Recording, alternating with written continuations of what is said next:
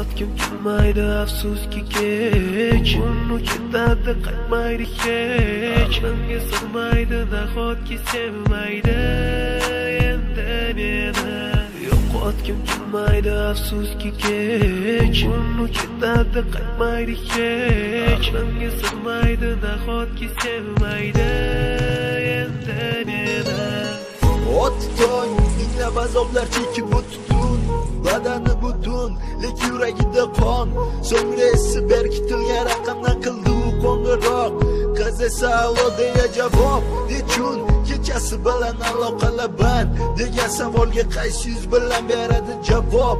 Axir xiyonat deganlari shu emasmi? Axir hammasi shundan boshlanmasmidi?